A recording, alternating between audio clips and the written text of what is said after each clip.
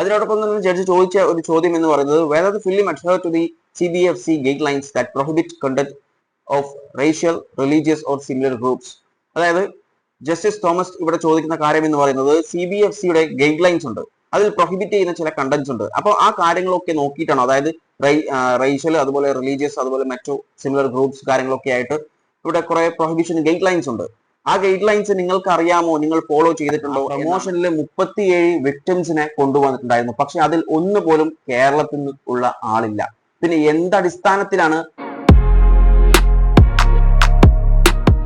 കേരളത്തിൽ ഏറെ വിവാദമായിട്ടുള്ള Kerala story 2ന്റെ teaser remove ചെയ്യണമെന്ന് കേരള ഹൈക്കോടതി? അതിനോടൊപ്പം തന്നെ കേരള ഹൈക്കോടതി സെൻസർ ബോർഡിന്റെ ചില ഗൈഡ് ലൈൻസിനെ കുറിച്ചും ഈ സിനിമയെ കുറിച്ചും ചില പരാമർശങ്ങൾ നടത്തിയിട്ടുണ്ട്. അത് നോക്കുന്നതിന് മുൻപായി ടീസർ എന്തിന് റിമൂവ് ചെയ്തു എന്ന് നോക്കാം.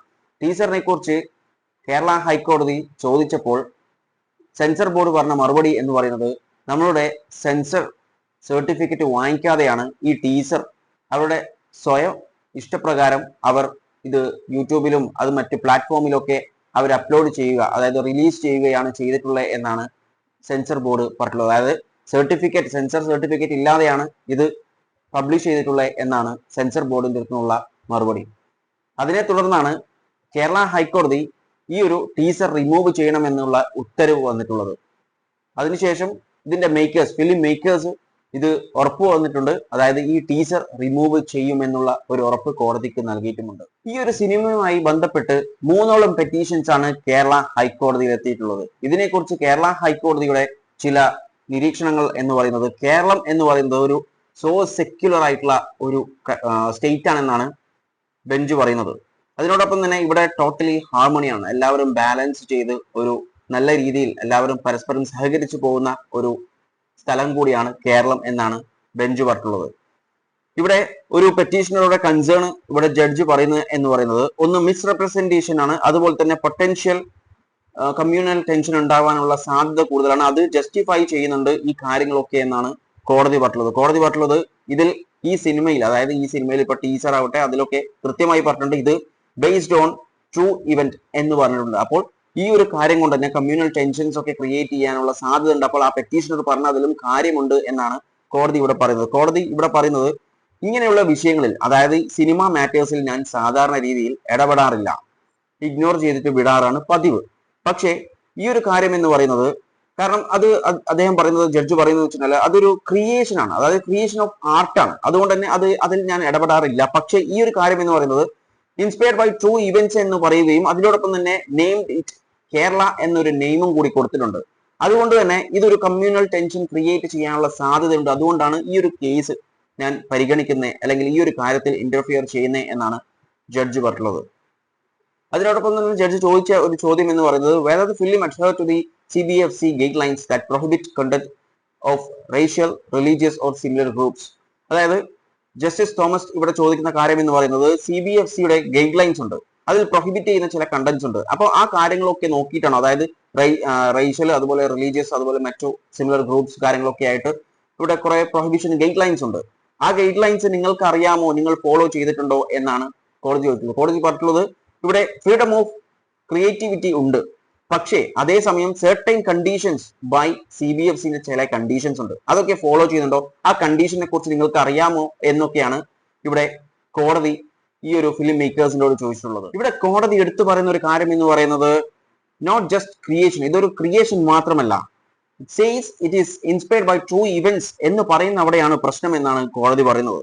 കോടതി അതിനോടൊപ്പം തന്നെ പറഞ്ഞിട്ടുള്ളത്, ഇത് ജസ്റ്റ് ഒരു ആർട്ടിസ്റ്റിക് എക്സ്പ്രഷൻ മാത്രമല്ല, ഇത് ലോ ആൻഡ് ഗൈഡ് ലൈൻസ്, അതായത് സെർട്ടൈൻ റെസ്ട്രിക്റ്റ് ചെയ്യുന്ന ഗൈഡ് ലൈൻസും ലോസും ഒക്കെ ഉണ്ട്.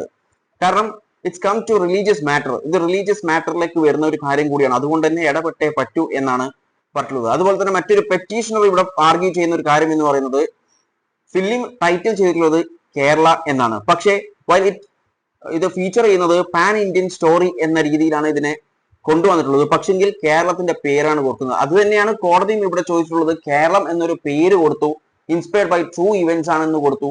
അപ്പോൾ ഇതൊക്കെ വന്നു കഴിഞ്ഞാൽ ഒരു കമ്മ്യൂണൽ ടെൻഷൻ ഉണ്ടാവാനുള്ള സാധ്യത കൂടുതലാണെന്നാണ് കോടതിയും ഇവിടെ പറയുന്നത്. ഞാൻ നേരത്തെ പറഞ്ഞതുപോലെ ഈ ടീസറിന് സെൻസർ സർട്ടിഫിക്കറ്റ് ഇല്ല. അപ്പോൾ ഫിലിം ടീം ഇതിന് മറുപടി പറഞ്ഞ കാര്യം എന്ന് പറയുന്നത്, ഈ teaser is not part of the actual movie. Actual മൂവിന്റെ പാർട്ട് അല്ല ഈ ടീസർ എന്നാണ്. അപ്പോൾ ഈ ഒരു ഇത് വന്നതിന് ശേഷം, ഈ ഒരു ആർഗ്യുമെന്റ് വന്നതിന് ശേഷം കോടതി പറഞ്ഞിട്ടുള്ളത്, ഈ ഫിലിം മേക്കേഴ്സിനോട് പറഞ്ഞിട്ടുള്ളത്, can you arrange for a movie watching for tomorrow? നാളെ ഈ മൂവി കാണാനുള്ള ഒരു അറേഞ്ച്മെന്റ്സ് നടത്താൻ പറ്റുമോ എന്ന് ചോദിച്ചിട്ടുള്ളത്. അപ്പൊ നാളെ കേരള ഹൈക്കോടതി ഈ മൂവി കാണും. അതിനുശേഷം ആയിരിക്കും ഇതിന്റെ ഫൈനൽ വേർഡിക്റ്റ് വരിക. അതുപോലെ ഇതിന്റെ ഈ ഒരു കേരള സ്റ്റോറി 2ന്റെ പ്രൊമോഷൻ നടന്നിട്ടുണ്ടായിരുന്നു. ആ പ്രൊമോഷനിൽ 37 വിക്ടിംസിനെ കൊണ്ടുവന്നിട്ടുണ്ടായിരുന്നു. പക്ഷെ അതിൽ ഒന്നുപോലും കേരളത്തിൽ നിന്ന് ഉള്ള ആളില്ല.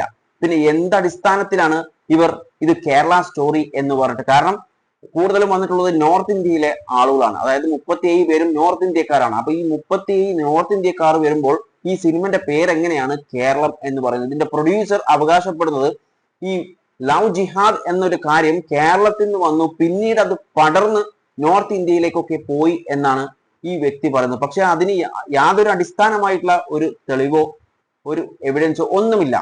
ഒരു എവിഡൻസ് പോലും ഇല്ലാതെ, ഞാൻ ഇതിന് മുൻപ് വീഡിയോ ചെയ്തിട്ടുണ്ടായിരുന്നു, അദ്ദേഹം പറഞ്ഞിട്ടുള്ളത് നമ്മുടെ അസംബ്ലിയിൽ, അതായത് കേരള അസംബ്ലിയിൽ മുഖ്യമന്ത്രി ഈ ഒരു കാര്യം നിഷേധിച്ചിട്ടില്ല. ഈ ഒരു കാര്യം ലവ് ജിഹാദ് എന്ന് പറയുന്ന കാര്യം നടക്കുന്നുണ്ട് എന്നാണ്. പക്ഷെ യഥാർത്ഥത്തിൽ അസംബ്ലിയിൽ, കേരള അസംബ്ലിയിൽ നടന്നിട്ടുള്ള കാര്യങ്ങളും അവിടെ വെച്ചിട്ടുള്ള റിപ്പോർട്ടുകളും, ഐബിയുടെ റിപ്പോർട്ടും NIA കാര്യങ്ങളൊക്കെ ഇൻവെസ്റ്റിഗേറ്റ് ചെയ്തിട്ടുള്ള കാര്യങ്ങളൊക്കെ വെച്ച് ഡീറ്റെയിൽ വീഡിയോ ഞാൻ ഓൾറെഡി ചെയ്തതാണ്.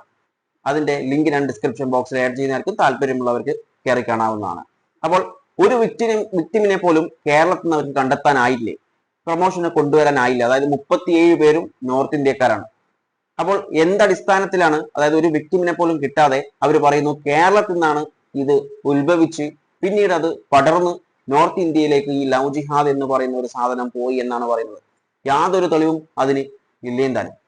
ഒരു വിക്ടിമിനെ പോലും അവർക്ക് കൊണ്ടുവരാനും സാധിച്ചില്ല. പിന്നെ എന്തർത്ഥത്തിലാണ് ഇവർ കേരളം എന്നൊരു പേര്, ഒരു ടൈറ്റിൽ ആ ഒരു മൂവിക്ക് ഇട്ട് കൊടുക്കുന്നത്? കാരണം കേരളം എന്നൊരു പേര് കൊടുക്കുമ്പോൾ അത് വെറും ഒരു പേരല്ല, ഒരു സംസ്ഥാനത്തിന്റെ പേരാണ്. അപ്പോൾ ആ സംസ്ഥാനം അങ്ങനെയാണ് എന്നാണ് ആളുകൾ വിചാരിക്കുക. ആ ഒരൊറ്റ കാരണം കൊണ്ടാണ് ഈ ഒരു മൂവി പ്രൊപ്പഗണ്ടയാണ് എന്ന് മലയാളികൾ ഒന്നടങ്കം പറഞ്ഞുകൊണ്ടിരിക്കുന്നത്. ഇനി നമുക്ക് കേരള ഹൈക്കോടതിയുടെ മൂവി കണ്ട് അതിനുശേഷം വിധി എന്താണെന്ന് നമുക്ക് കാണാം.